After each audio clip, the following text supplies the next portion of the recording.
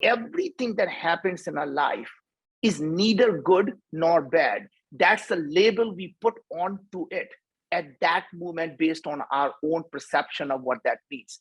And I can give you examples after examples. The easiest thing is, I'm sure you and I probably can recall the first time we had a breakup with a girl that we thought we were in love with, right? Oh, And we yeah. thought that was the end of life. There could be any worse thing that could have happened to us. And we look back today and say, what a nightmare avoided. Absolutely.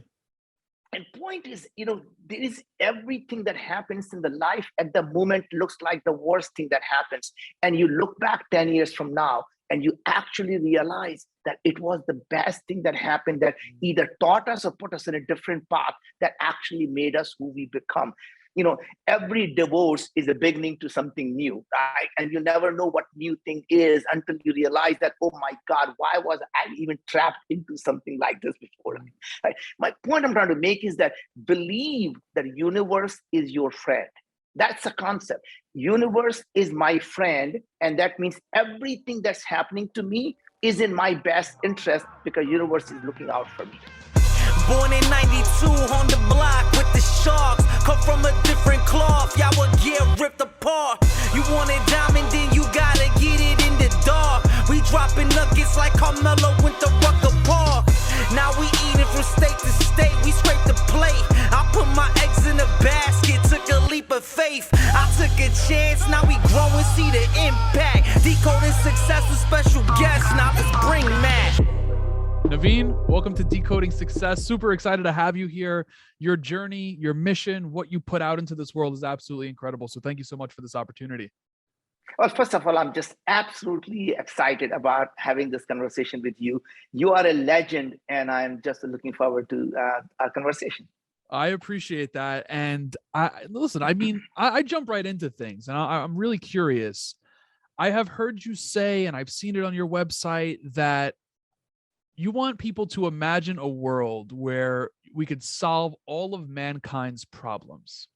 Now, my question to that is, do you think that the world where we are today, is that possible? Well, first of all, if you look at the world, what it was 50 years ago, and you start to look at the world that was 40 years ago and 30 years ago and 20 years ago and 10 years ago, you can see that humanity is making a tremendous progress despite all the negativity that's going on today. And there is a war going on. And you look at that and see a number of people who are losing their life in this war. And then you go look back in the history. This will be considered one of the most peaceful time in the human history, right? So my point is, when people talked about that, people are living in poverty. Even someone who is in poverty today is substantially better off, even the king of 200 years ago. My point is, in some sense, the humanity is continuing to make progress.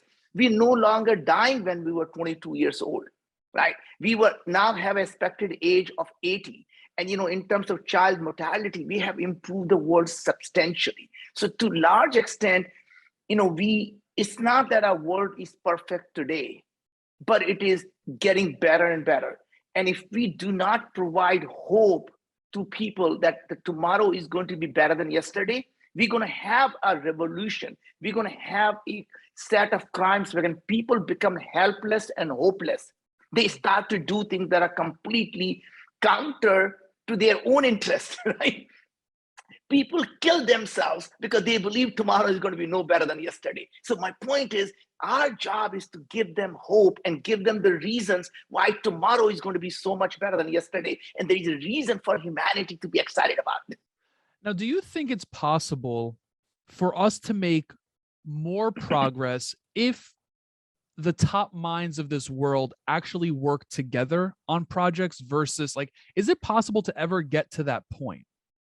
And answer is, there'll always be the groups of people that will never become the part of what is good for everyone else, right?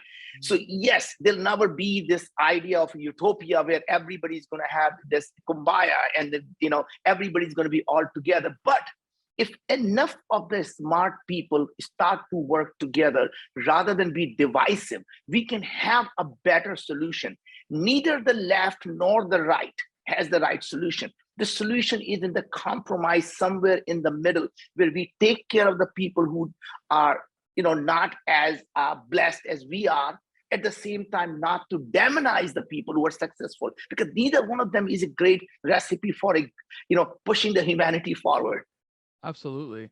Now, for you personally, I'm curious, what was it in your life that came over you, maybe a specific event, maybe a person that said, Naveen, pursue these big problems, or pursue, mankind's biggest problems, which is what you're doing. I mean, listen, I have Viome literally right here. I just took my supplements, so like, I'm curious, what was it for you that came over you and said, pursue this?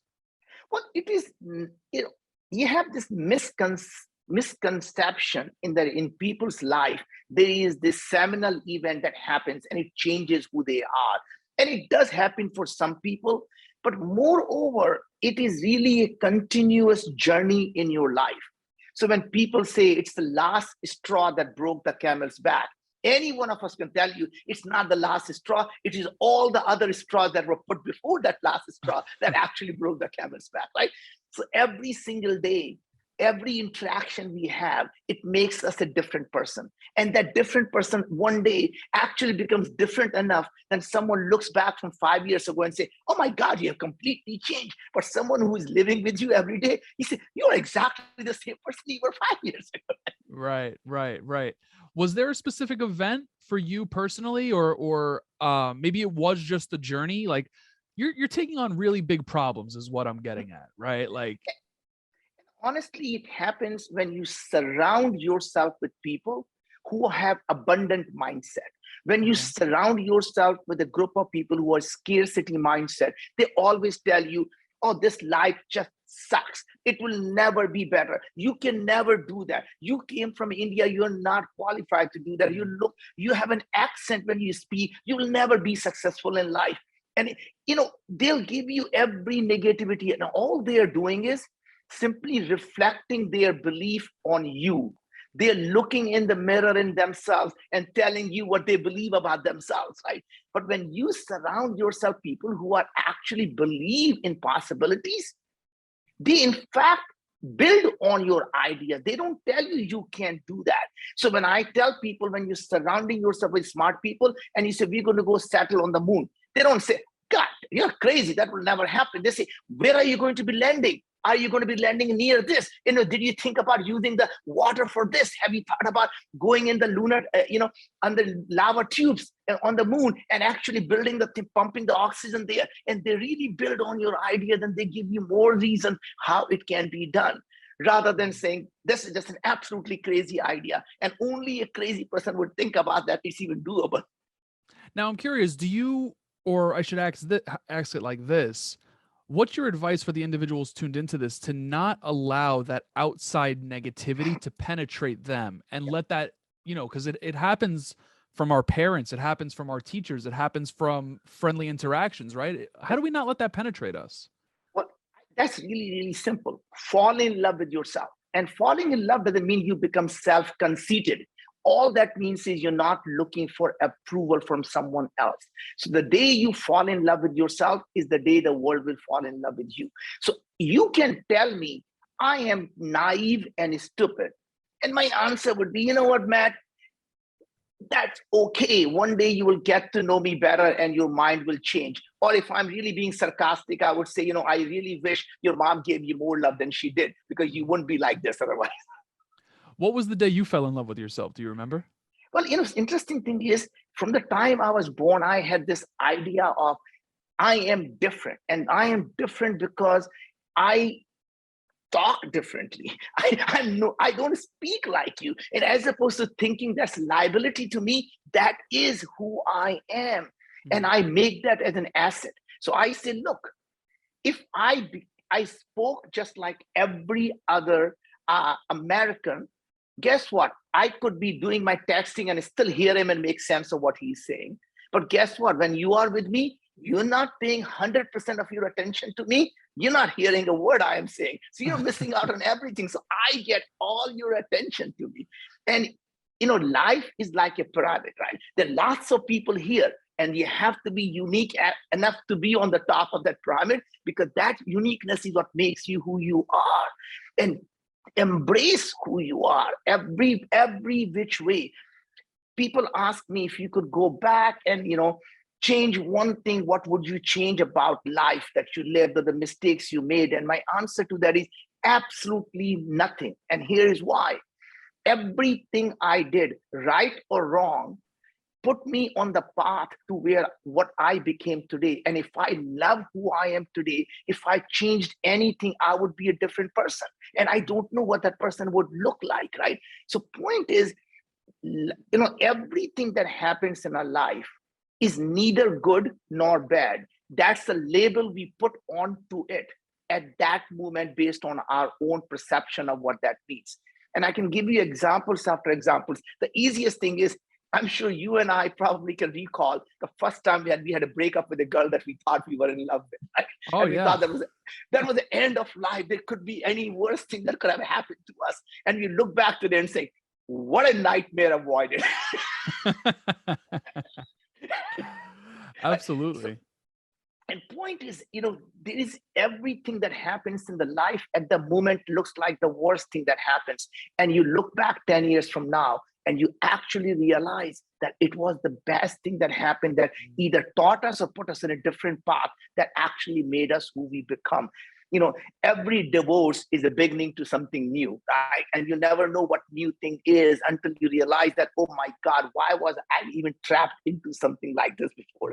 Right? My point I'm trying to make is that believe that universe is your friend.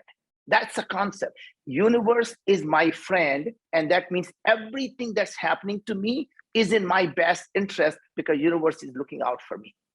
Yeah. Now I want to pick your brain on something here. You what you did in your life is absolutely incredible, going all the way back, right? I mean, you embraced your differences. Now, from a primal perspective, we want to fit in, and from my experience, just personally and from the people around me, having conversations like this, a lot of individuals don't embrace their differences, right? They want to confine themselves to culture, to society, to certain groups. What's your take there?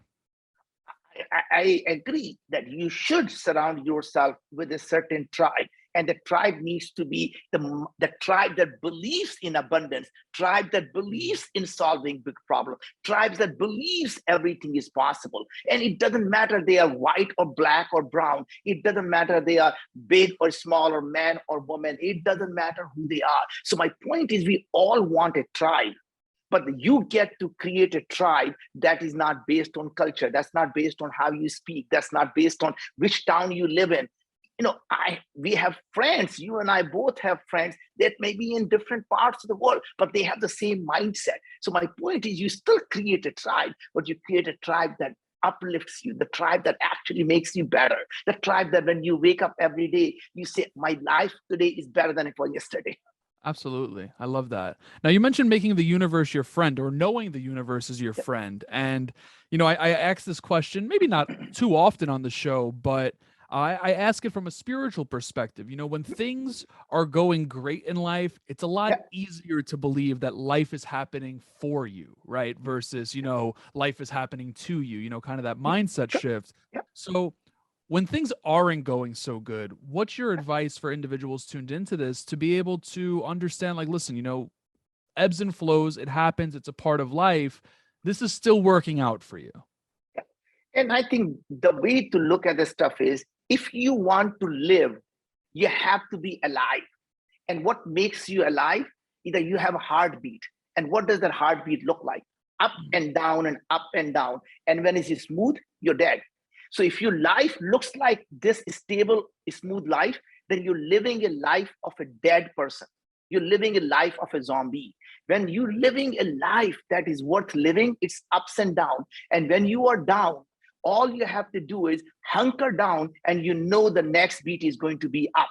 And when you're on top of that beat, never get too arrogant, because always remember the winter is coming and winter shall come. Yeah. I'm curious, what has, been the most memorable, or maybe not memorable, but the most impactful low moment in your life? Like, what did you learn from that moment? The low moments are losing my dad to cancer. I mean, not something I, have anyone who, any human being. Loss of a parent is one of the worst things that happen. I guess probably the only worst thing that can happen to a human being is probably the loss of their children. I mean, that's probably the most devastating thing that happens to someone, is to lose their children, and probably and then your parents. I mean, those are just the absolute worst thing that happens to humanity.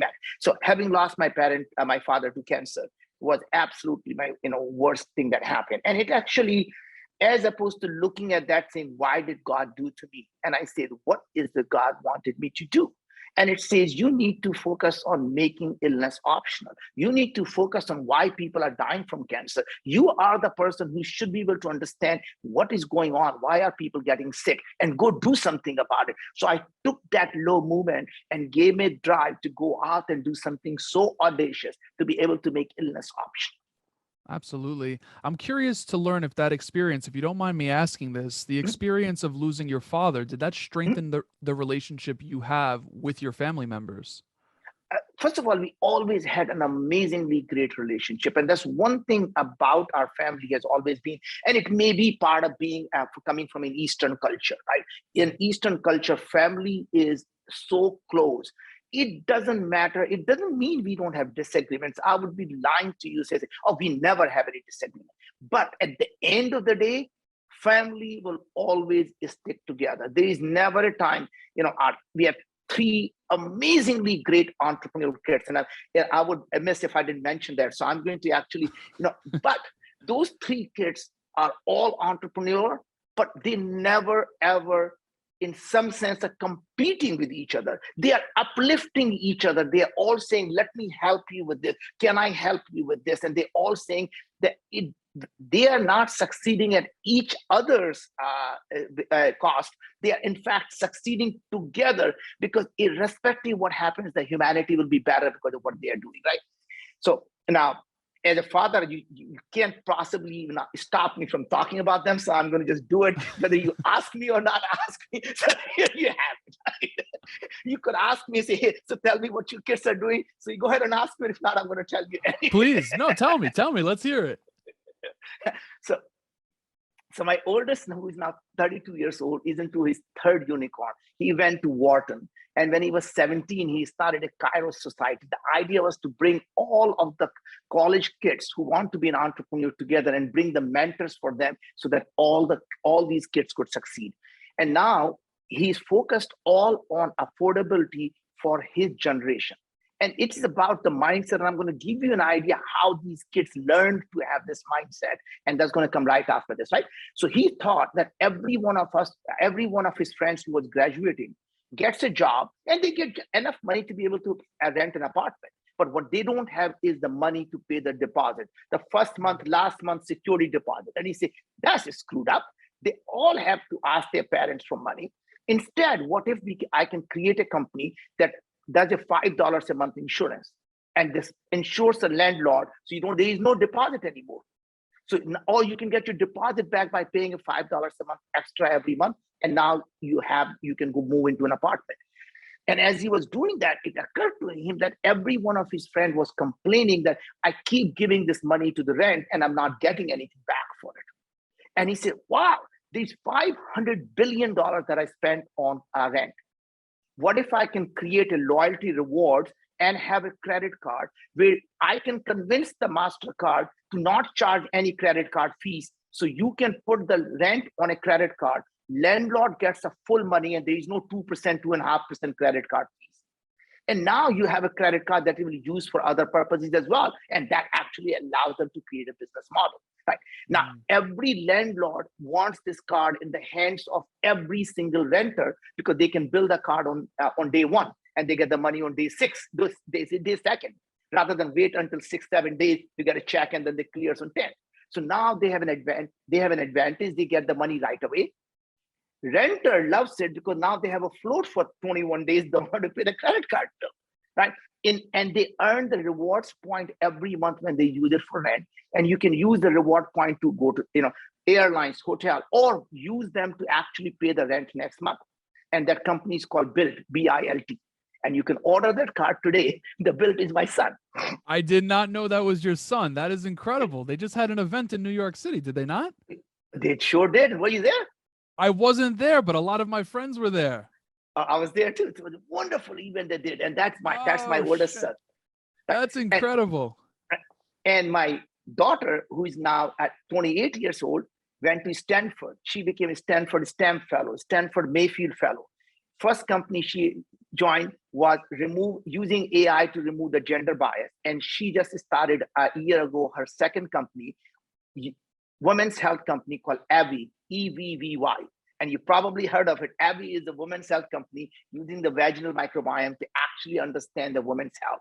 Interestingly, she saw that women weren't even allowed to be part of the research 20 years ago because they were taught that, these guys have too many hormonal issues and their research study is going to be all messed up. Only men were allowed to be in every drug trial.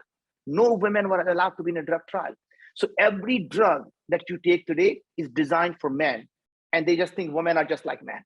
And we all know that's not true. And my point is, so she is going out and taking on audacious challenge on women's health. And anyone who's listening to it, there's, if you have a wife, you have a daughter, you have a mother, go out and sign up for Evvy. That's EVVY.com. Awesome. Right? Our youngest one also went to Stanford, and he is a Schwarzman scholar, and he started a fintech. So he's now at fintech solving the problem of mortgages, where someone goes out and you takes a mortgage, his mortgage gets sold, bundles with something, gets sold again, and you have to constantly figuring out who to send the check to. So he completely took care of that problem, that is one single entity, you mail the check and they take care of everything else in the back end, right? So again, finding a big problem that impacts billions of people and going out and solving that problem. And that's what all three kids did. And that's what makes me so proud of them. That is an absolute beautiful thing. I mean, I have to ask, when going out and solving such big problems, we also have to keep in mind that failure could be a potential outcome. So how do you change your relationship to failure and understand, like, okay, it's a possibility? Sure. So remember, your idea may or may not work. Any idea that does not work is simply a stepping stone to a different idea and a better idea, right? So the thing is, the ideas may not succeed, but you only fail when you give up. Everything else is simply a pivot, right? So you start something that doesn't work and you switch and you pivot and you pivot. I mean, every company that has looked at Twitter won't be around. They started as a blogging service that failed and they moved into becoming a Twitter, right? The point is, it's a pivot that allows us to constantly adapt and change. And failure happens when we say, I give up. And if you don't give up, you can constantly be innovating. Look at Edison. He said, I did not fail 10,000 times. I, in fact, tried 10,000 ideas that gave me the actual thing that actually works. So those are all the experiments I did that did not work, but that is what allowed me to create the light bulb today. Absolutely. Now I'm curious, I'm going to take a step back here. Was Viome founded because of the loss of your father? So it was actually, I've been, looking at focusing on what is the biggest problem facing humanity. So as you know, my previous company was going to the moon, Moon Express is creating a habitat on the moon. And then I realized what's the biggest problem that if I want to dedicate 10, 15 years of my life to, what would that be? And it occurred to me that, there are obviously lots of problems. You can look at education, you can look at agriculture, you look at healthcare. And I'm looking at the healthcare, and obviously loss of my dad was one reason. I'm thinking people who are not dying because they have some infectious disease. And I'm saying that now in the midst of a pandemic make me sound like so uncaring person. But even if you look at loss in the pandemic, this is once in 100-year problem. I mean, as a humanity as a whole, we have gotten our arms around, since antibiotics, arms around infectious diseases, right? But there is an epidemic of chronic diseases that's killing us. And when I say, chronic diseases, look at diabetes, heart diseases, depression, anxiety, Alzheimer's, dementia, Parkinson's, cancer, and other aging, or even aging is just a chronic disease, right? What if we can prevent and reverse these chronic diseases? That will not only impact billion people, it'll improve the lives of 7.4 billion people on this planet Earth. And that was my motivation, was that how do we do something that's so audacious that will help billions of people live better? And then the point was, how do we solve this problem? And I think now it's probably a time for me to give you this framework that every entrepreneur who's listening to it, you want to talk about decoding success, right here, I'm going to give it to you. Ask yourself 3 questions. Why? Why this? Why now? Why me? Why this is really simple. Whatever this problem that you're trying to solve, ask yourself, God forbid, I am actually successful in solving this problem. Would it help a billion people live a better life? And the reason you do that is not because you're philanthropic. Of course, it makes you feel good that you're doing something that improves billion people's life. But you know, anytime you can build any product, any service that improves 1 billion people's life, you can create $100 billion or $500 billion company. But you don't wake up in the morning and say, I want to create a $100 billion company. What should I do? It is making money. Creating a successful company is a byproduct of doing things that improve people's lives. Absolutely. Right? Second part, why now? And why now is interesting because you have to ask yourself what had changed in the last 1 to 2 years. But more importantly, what do you expect to change in the next 3 to 5 years that will allow you to solve this problem at a scale in the next 3 to 5 years? And this problem couldn't have been solved 3 years ago. That means, are you using tomorrow's technology to solve tomorrow's problem, or are you using yesterday's technology to solve tomorrow's problem? Right? So see what technologies are on exponential curve so you can intercept them when things are happening.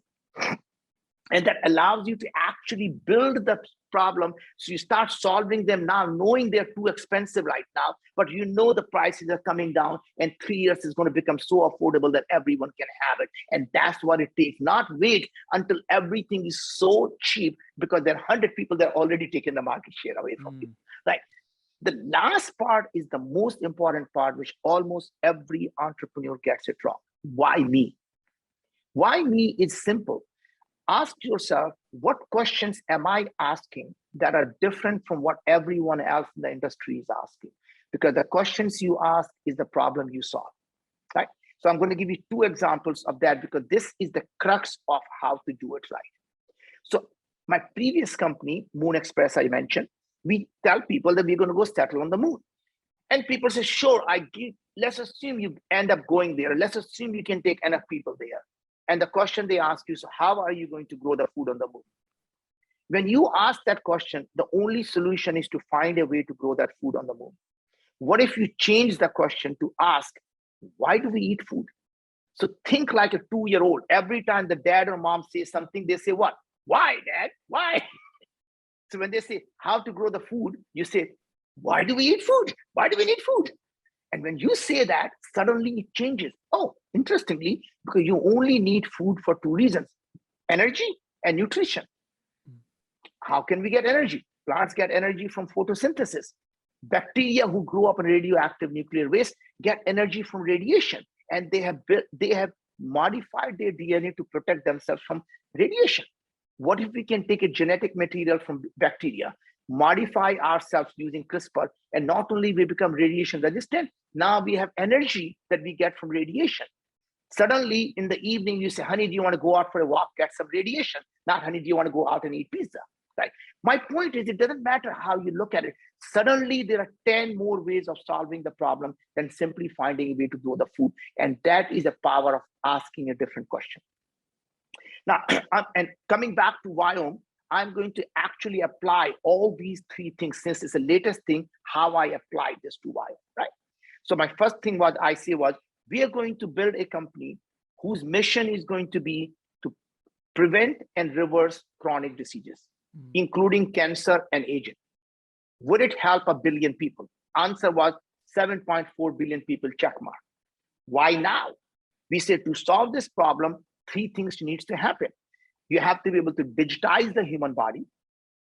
Cost of sequencing is, when we started 6.5 years ago, was about $1,200 to $1,400. We took a deep breath thinking that's very expensive. But we saw it has come down from $10,000, from $100,000 to $1 million to cloud for $1,400. We were convinced in the next 3 to 5 years it will come down to $100. Next problem, we said, okay, let's assume it comes down to $100. You still have to process this massive amount of data that you collect. We're not going to have access to supercomputer. We say, wow, their cloud computing is coming along. But let's use cloud computing. So we fired up the clouds and we processed the data. Cost us about $45 to $48. Took a deep breath thinking, holy shit, that's expensive. We look at the stuff and say, wow, it used to be $200 2 years ago. Now it is $45. In the next 3 to 5 years, it should come down to $10.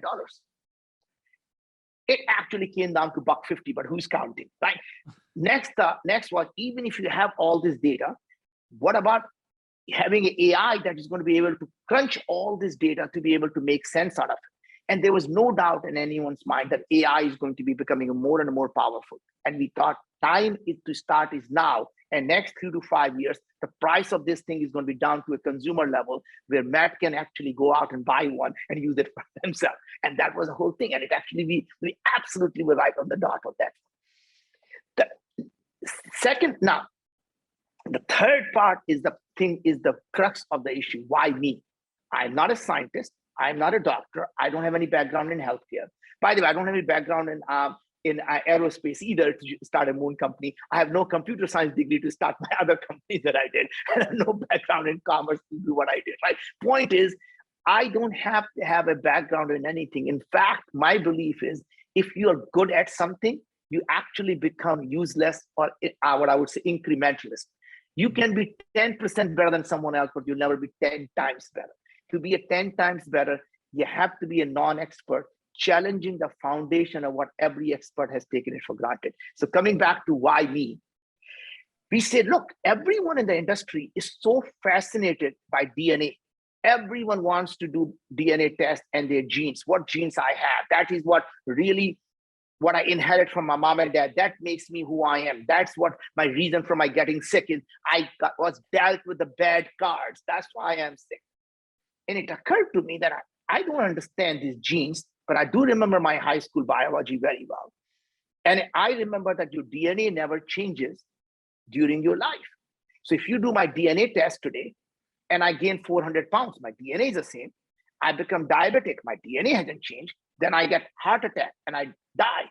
My DNA hasn't changed. Now you do my DNA test 10 years after I die, it's still the same DNA. We can still do a DNA of a dinosaur.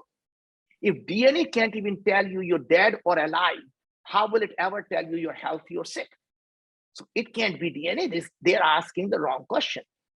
And I go back to my high school biology. What is it that happens after DNA? Well, it comes to RNA. Your genes are expressed into RNA. I'm thinking, holy shit, let's measure gene expression. We're going to go measure RNA. And no one ever told me there's not a single company out in the world that has ever done RNA. But that is the power of naivety. We say, we're going to figure that out. Let's go set it aside. Let's assume we can measure RNA. Would that solve the problem? And people say, no, not really. I thought I just solved the world hunger. What else we need to do? Well, the human body has 100 trillion microbes that live inside us and on us. 100 trillion, wow. So what do these microbes do? Well, these microbes are now apparently involved in every single chronic disease. I don't believe that shit. So I start Googling diabetes and microbiome. There is a direct connection. Obesity and microbiome. You take the microbiome from a fat person, give it to thin person, they become fat. Take it from thin person, give it to fat person, they become fat. Holy shit. Now, Alzheimer and microbiome, Parkinson's and microbiome, depression and microbiome, cancer and microbiome, cancer therapy and microbiome. And by the way, you can Google all of them. And I'm thinking, Eureka, I found the problem. It is the microbiome and the human gene expression that's the problem. And then it occurred to me, oh my God, if everyone believes the same thing, and the 10 companies that are actually testing microbiome, why is this problem not getting solved? Naveen, you must be a complete moron because this can't be the problem. So I scratched my head, went back to my first principle. What question are they asking? And it turns out every single microbiome company to date is still asking the same wrong question. They're trying to find out what microbes are in your gut, what microbes are in Naveen's gut. And they thought if they knew what organisms were there, they can tell you why you have a disease. Now, I don't understand these microbiome. I don't understand, I'm not a microbiologist. In my mind, honest to God, Matt, I thought they're like tiny human beings in my body. They're trying to do the shit to me. And I'm thinking, wow, if they're like human beings, that means they could be 10,000 different organisms doing exactly the same thing that's making me sick. So you take two people with diabetes, completely different organism, yet producing exactly the same thing that's making me sick.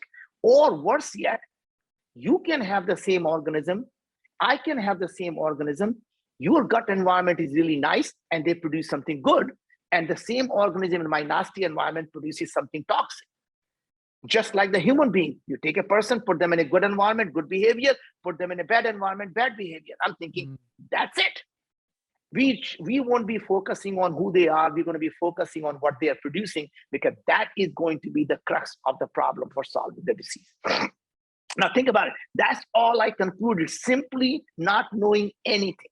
And then I went on a hunt, how the hell to do it, right?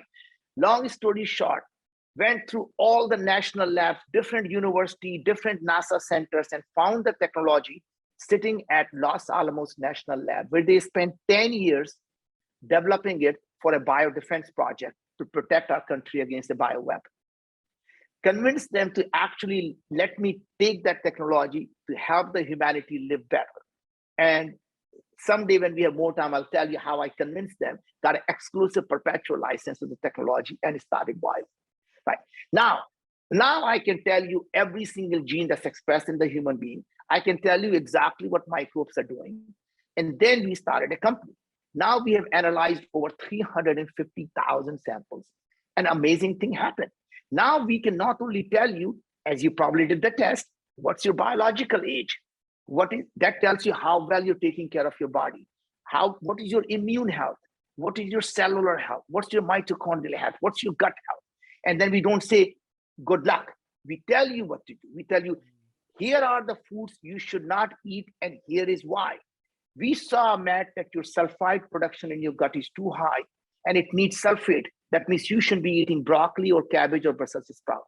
We're noticing that your oxalate metabolism is not good, so don't eat spinach.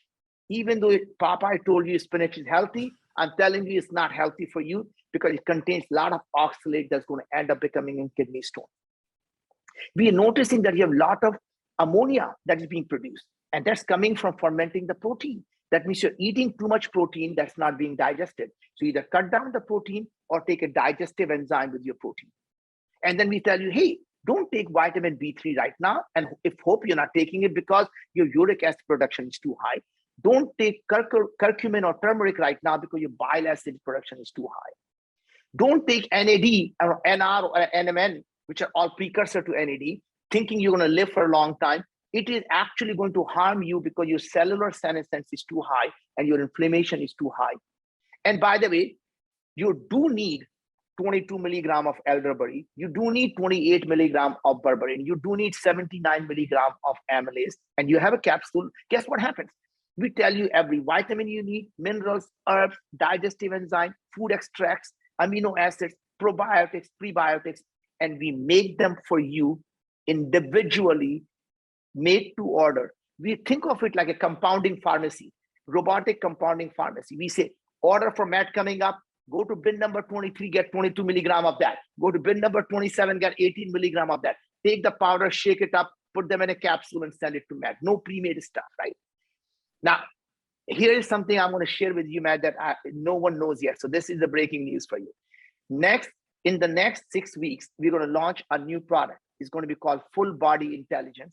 That's going to not only measure your gut and your blood, you're going to also add saliva now. So we're going to be looking at the oral microbiome and what your human genes are doing in your saliva. So now you're going to be able to see top of the tube. Remember, there is a tube that goes through us, right? We are just like a donut. We're like a donut, there is a tube that goes through us. So we're going to measure your top of the tube, bottom of the tube, and the other side of the tube. And then we take all this information, and now we're going to give you even more information. So now in the next test, you'll be able to see your oral health, your gum health, your teeth health, your bad breath health. And your cardiac health, your heart health, your metabolic health. And next thing we're going to give you is your brain and cognitive health. So all your neurotransmitters, everything that's going on. And now your precise recommendations are getting even more precise. Now you know more. So I'm going to give you a quiz. Did your mom ever tell you to eat slowly and chew your food? Oh, absolutely. Okay. Why did she tell you that? Was she a scientist? No, she was probably telling me to slow down because I eat way too fast, but she probably didn't want me to choke. But that is the wrong answer, because it's not. So my mom always told me, eat slowly and chew your food, not because you want to make the food smaller, but you're going to get it stuck in your throat. The reason is your saliva has more types of microbiome, more species of microbiome than actually in your gut. In your gut, there are 40 times more bacteria and viruses and fungi and mold, but the more types of microbiome in your mouth. When you slowly eat, you're allowing the saliva to mix with the food. It's allowing the microbiome in your saliva to pre-process your food, pre-digest your food. So when it goes down, the body can actually absorb the nutrients. So people who eat fast, guess what happens? They can't absorb the nutrients, right? That's Because so it's not been pre-processed, the food, right? And that is the thing. So now we'll be able to analyze all of that, including your gut. And other thing that has happened in the healthcare is people think of our human body as somehow these individual parts, and you put them together, you become one human body, and they just happen to be there. And what we don't realize is they all are interconnected. What happens in our mouth, in our oral microbiome? Saliva keeps going down. It's impacting our gut. What happens into our gut is actually now being absorbed in our blood. It changes our human gene expression. It changes our inflammation, right? So we measure all your inflammatory markers in your blood, all the cytokines, everything. And that is what Viome does.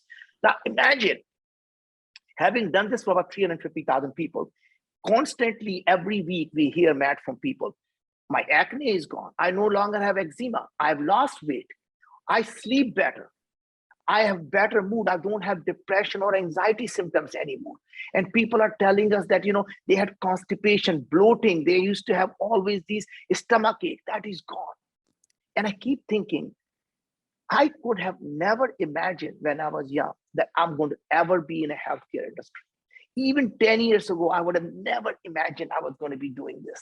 And a guy who had no background in science or medicine is going out and changing people's life every day. And that to me is a life worth living. Absolutely. This is beautiful. I have a lot of questions. I love Viome, by the way. I have been doing, I just received the supplements, I want to say maybe 2 weeks ago. So I've been taking the precision supplements, the prebiotic, probiotic for about 2 weeks now. But let me ask you these questions before they slip my mind. Now, as an entrepreneur and as a human in general, we're going to run into challenges, right? Without a doubt. So when you were asking yourself those 3 questions and you checked the box and you said, you know what, this is going to impact 7.4 billion people. The only thing is with that, you're going to run into challenges such as shipping to New York, for instance, right? Which right now is you're unable to do so. How do you navigate that, right? Well, the point, so point is there are always going to be regulatory challenges you're going to always have. But those are the ones what I call solvable problems, right? So if you think about Uber, when Uber started, they said there's no way they're going to allow that because taxi industry will never allow that. Guess what? When consumer wants something, the laws change. Airbnb was against the law. You couldn't rent your place because there was going to be a hotel. It completely changed the industry. People never thought you could build a rocket and reuse it. It's not like a damn airplane, right? People thought rockets were one time, you blow them up and they're done. And people thought they could build a reusable rocket. We're doing them now. So the point I'm trying to make is that, yes, hopefully we'll be able to start shipping in the next 30 days. We're working with New York right now as we speak. And in fact, just answer the last question and hoping this could be it, right? But point is, you can't take a small challenge and say, that means I'm not going to do it. And you say, you know what? We will cross that bridge when we get there. I may not be able to impact all 7.4 billion people today, but I'm going to start with 1 million. I'm going to go to 10 million. I'm going to go to 100 million. I'm going to go to billion. And you know what? By that time, I would have figured out everything I need to figure out to be able to go to 2, 3, 5, and 7.4 billion people. Absolutely. Now, when it comes to the data that you Yeah. receive from the test on Viome, Yeah. how accurate is it based off of the 350,000 plus people that have been a consumer? So when you say the data, you mean the molecular data that we are collecting or the data that we get? So I'm referring to specifically when I pull up my Scores. Viome app, my So you mean the scores? my scores, my biological age Yeah. is 6 years younger than my Yeah. actual age. Yes. By the congratulations, that's good for you. I'm grateful for that. Yeah. Mine is 10 years younger, so that's good. That's very good. That's very good. How accurate is that information? That's 100%. It's extremely accurate. And let me tell you how we calculate that, right? So the way we calculate that is really, really simple. We take the biomarkers of your gut, your blood, and now saliva. And then we say for every single person, these are the people who look like they are 17 years old. These are the people who biomarkers for 18 years old. These are biomarkers for 20, 21, and every single age. Now we have all these people for different age. So now when you come along, you say, oh, now we have your biomarkers. Do they look like the person who is 55, 45, 35, 23? And that's literally, we say, you are like these people. And that's how we get to biological age. Now that we have so much data, we can place you where you are.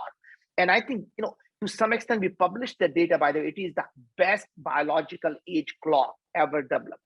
And it's published in the preprint magazine right now, peer-reviewed, in Cell magazine. It's one of the Cell magazines, right? And to me, that shows you that not only these are accurate, they're designed to look at everything, every gene that's expressed in the human blood, right? So we're looking at all your cytokines, your mitochondria, every single mitochondrial gene expression, all of your microbial gene expression, and then combining them all together to say, this is what your biological age is. What is your immune health, which means how well are you protected, God forbid you were to catch cold or flu. And then they're going to talk about C word, so that the C disease. Right. No, I get it. I definitely get it. Now, in regards to individuals that are consumers of Viome, from any feedback that the organization has been given, how long has it taken for individuals to see results or improvements in their life?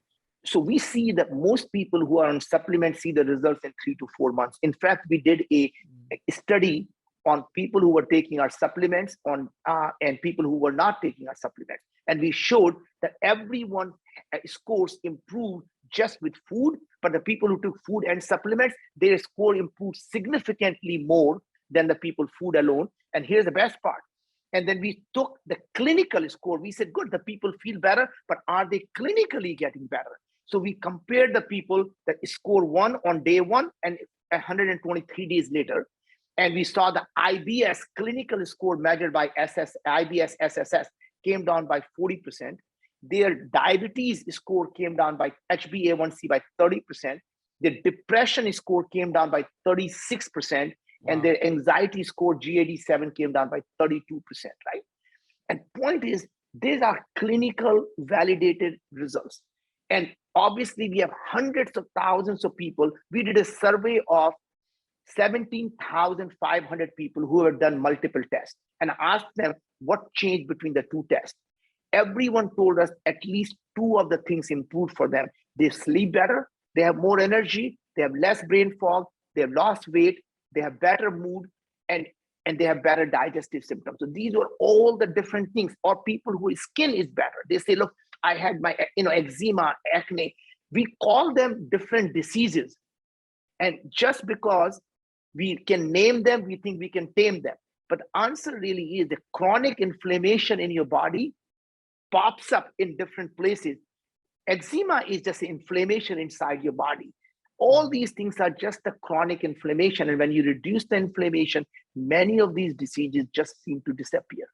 Absolutely. Listen, I could speak firsthand. I have very much so enjoyed my experience thus far. And I find it very interesting because, as you alluded to earlier, we're taught spinach. Popeye says spinach is great for us. There were many things that I need to avoid or, don't eat, or at least minimize from the findings of the test results. For instance, I love beet juice. I love drinking beet juice, but beets aren't good for me. Another thing was protein, right? Lamb is a superfood for me. In fact, I actually just had lamb chops right before this call. So I find it to be very interesting, and I'm very grateful to be able to amplify it, because what you've created is tremendous, and I very much so believe in what you're doing. How did you find out about Viome, and how would you tell other people to be able to find out about Viome? So I found out about Viome from Maury. Shout out to Maury. Really? Yeah. I found out about Viome from Maury, and I looked into it, and then I realized I live in New York City, so I realized that as I was going through the checkout process that I wasn't able to ship it to my house. So I did a little back door and I shipped it to New Jersey, and then I went to go, I had it delivered to me from New Jersey. But yeah, I also saw it on social media. I saw you posting about it. I saw Damon posting about it recently. I saw you guys do a live together. So it's incredible stuff. Well, it's really interesting that, Paris Hilton is talking about us, Tom Hopper is talking about us, and we don't pay them by them. All these people are all do it because they benefit from it. Paris talks about it, how she has more energy now, and she feels better now than she ever did, and as she's getting ready to have a baby, right? So my point is, our customers are our biggest champion. When they get better, they buy it for the whole family.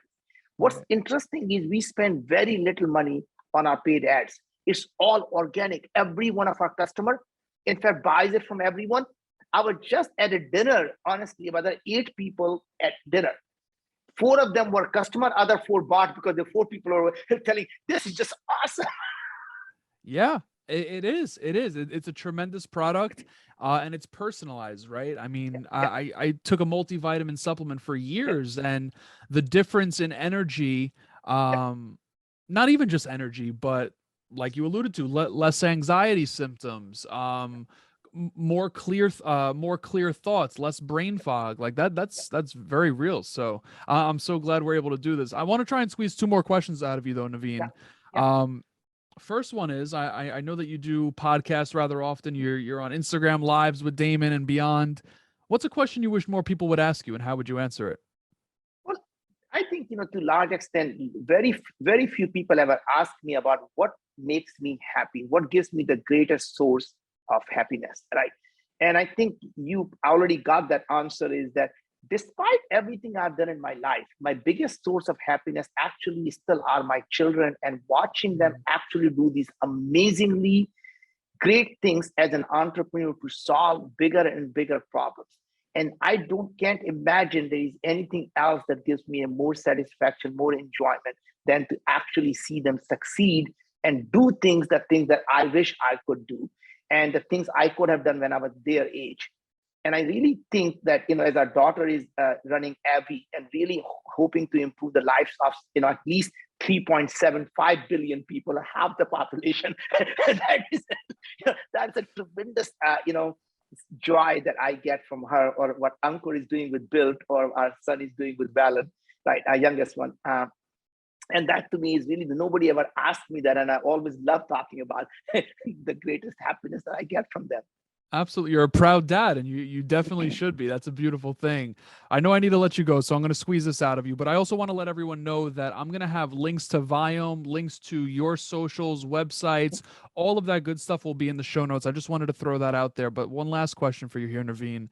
If you live to whatever year you want to live to, you accomplish all you want to accomplish, you impact the 7.4 billion people, everything on your bucket list is checked off, but you could only be remembered for one piece of advice, what would that piece of advice be?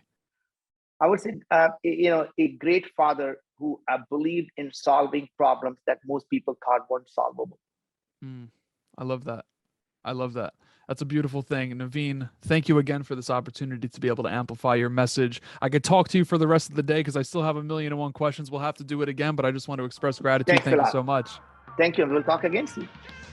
Born in 92 on the block with the Sharks. Come from a different cloth, y'all would get ripped apart. You want it diamond, then you gotta get it in the dark. We dropping nuggets like Carmelo with the